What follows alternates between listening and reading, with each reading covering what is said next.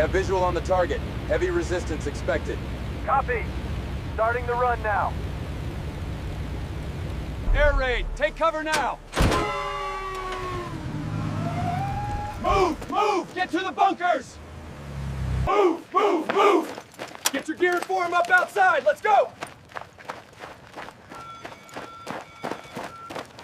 June 4, 1942, at 6:16 in the morning, and high above the Pacific, 72 Japanese bombers and their fighter escorts mercilessly blast through the defending American aircraft and barrel on towards their target. It's an idyllic atoll, home to an important American air and naval base. The air raid sirens howl across the island. Its defenders look up to see Japanese fighters and bombers swarming from above. Bursts of flak blossom overhead, multiplying with each minute as the Americans rush to their stations and anti-aircraft guns open fire. Both sides know that the outcome of this battle will have far-reaching consequences. Today the Japanese attack Midway. Bombs and bullets rain down on the island airbase. Tracers zip skywards and targets are decimated one by one. The power plant, the oil storage facility, the seaplane hangar, and then the hospital, alongside warehouses and the Marines command post. But the Americans put up a fierce resistance, bringing down at least 5 Japanese aircraft and damaging many more. Despite causing great destruction, the Japanese failed to neutralize U.S. air power, with the American runways remaining intact. From the cockpit of his SBD Dauntless dive bomber, Lieutenant Richard Halsey Best looks out across the blue expanse of the Pacific Ocean.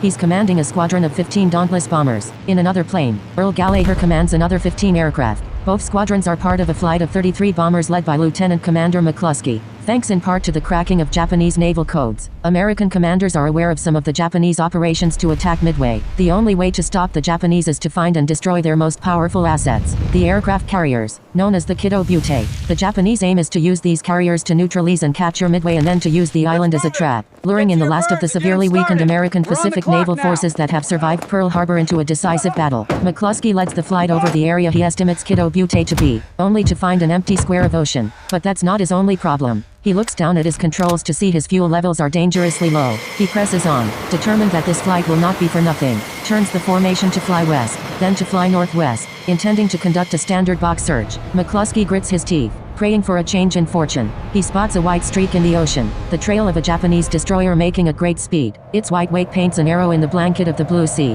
I see them, boys. I finally see them.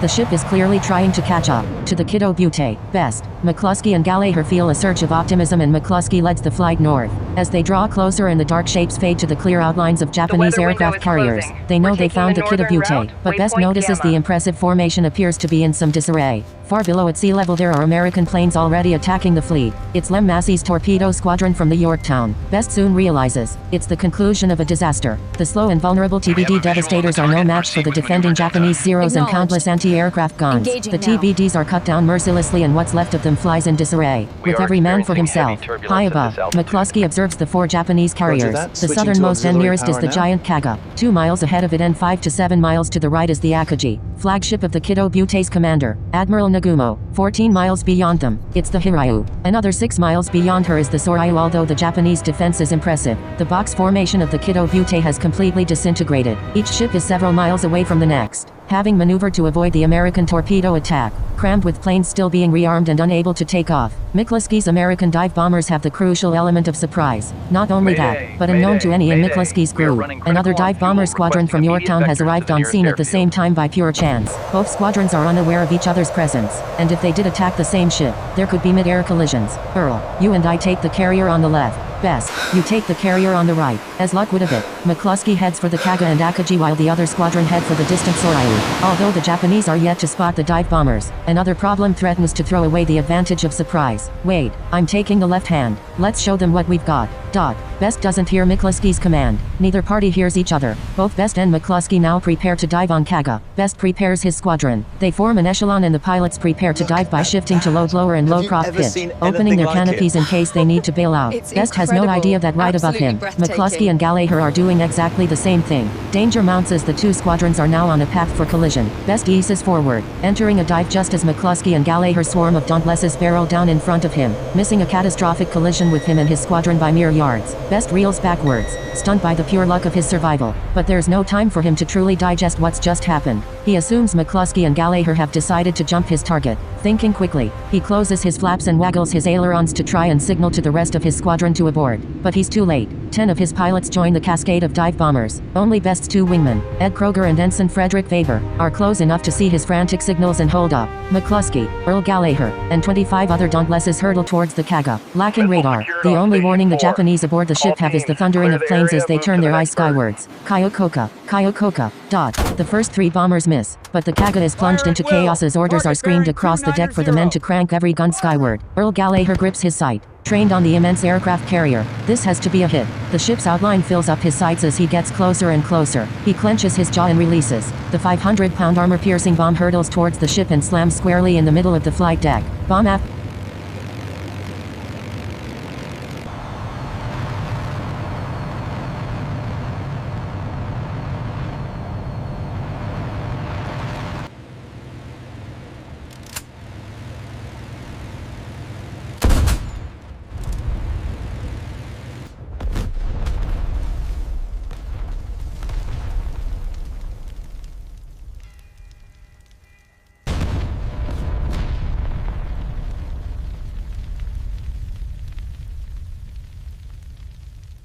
We have to jump.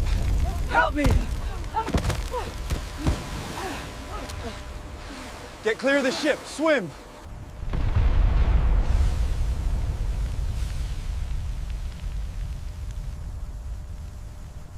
Fire on the flight deck. All hands. Damage control party to the hangar bay. We took a direct hit amidships. The planes are exploding. Move! Move! Get clear of the bulkhead. We have secondary fires on deck 5.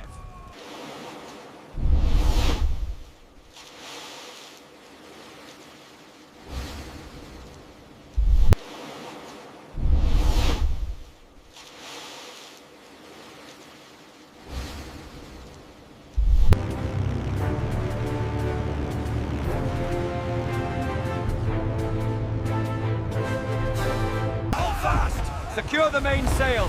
We're taking on water. Get to the pumps! ship and slams squarely in the middle of the flight deck. Bomb after bomb find their marks in succession. The next comes for the Kaga's bridge. It's obliterated by a direct hit, full of planes being rearmed and refueled. A chain reaction of catastrophic explosions rocks the ship. One carrier is down. From 12,000 feet above, Best watches the drama unfold. Single dive bombers from the American carrier Yorktown dive for another Japanese carrier, the Soryu. Hit after hit tears the Soryu apart, unleashing internal explosions that tear through the men and planes alike. The first two carriers are being pummeled, at 4 or 5 second intervals. Smoke pouring into the sky. Amidst the chaos, Best carefully plans his next move. With only 2 pilots having remained at his side, he legs the 3-plane formation to bank right, climbing back up to 14,000 feet. Best and his wingmen prepare to make an attack run on the Akagi, Admiral Nagumo's flagship. The Japanese are focused on the conflict at sea level, yet despite holding the advantage of surprise, Best is unsure of what he can do with just 3 planes. He can't divide them to attack at different angles with such a small number, and the dire fuel situation means he can't maneuver for a bow-on attack. Best and his wingmen must hit the ship across its relatively narrow 100-foot width rather than its 850-foot length. Even a small miscalculation could leave the bombs missing the hull. Memories of Pearl Harbor are fresh in his mind. Best is determined to give the Japanese a taste of their own medicine.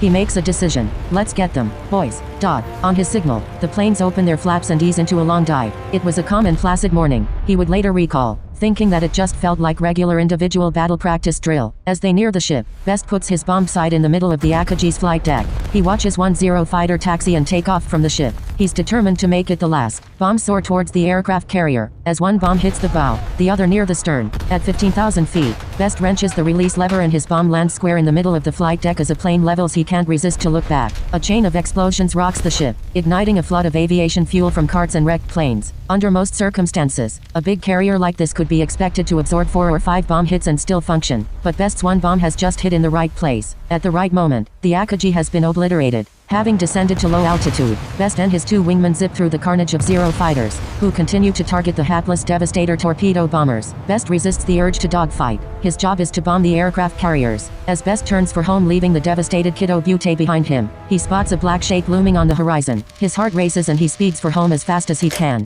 Touching down on the Enterprise, Best sprints to the flag bridge to find Rear Admiral Raymond Spruance, commander of the American Task Force. On his way, he comes face to face with McCluskey, who's just landed. Best notices that blood is running down McCluskey's arm and dripping onto the deck. McCluskey has parts of 5 bullets in his arm and shoulder, and before he can hear Best's news, he's rushed off to the sick bay. Best makes it to the bridge and quickly makes his case to Admiral Spruance. There are 3 carriers aflame and burning, but there's a 4th one up to the north. Permission to rearm and take off right away, sir.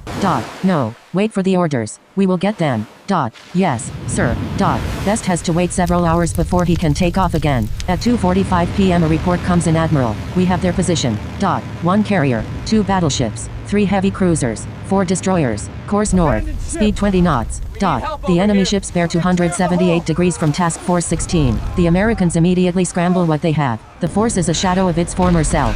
Just 27 SBDs were available, with McCluskey is staying behind due to his injuries. Gallagher is now in charge, leading 6 SBDs, with Best leading 4 and Lieutenant Dave Shumway in charge of 14 from Yorktown. Now it's 5 o'clock in the evening. They spot what remains of the Kido Butai on the darkening horizon. Gallagher orders Shumway, you take the battleships. Roger that.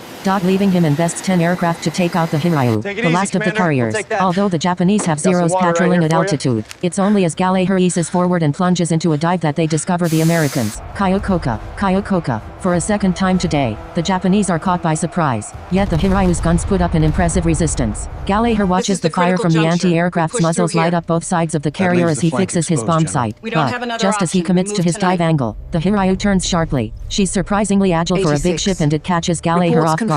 He's already committed to the dive. He attempts to compensate by pulling up as he releases the bomb. The bomb misses astern and Gallagher wrenches his back, pulling out of the hard G's. After witnessing the next 2 bombs also miss the ship, Shumway decides to forget about the battleships and leads his squadron against the carrier. It's the right decision, but it throws the pilots into confusion as Shumway's group and Best's 4-plane section both dive on the Hiryu at the same time. Once again, Best finds himself having to maneuver at the last moment while he's preparing to dive. Turning to come at a different angle gives the enemy Zero fighters a second chance to attack. Best and his planes hold their turn. He looks to his side to see bullets rape his wingman Fred Weber's aircraft. Best watches his friend hurtle towards the ocean, a wave of rage racing through him. He points his plane straight for the starboard bow. For the second time that day, Dick Best's bomb slapped by glass.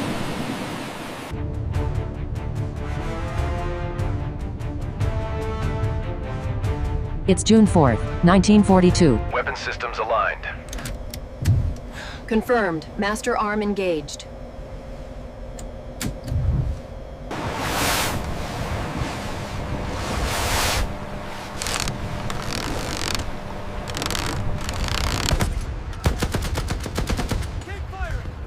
Closing in!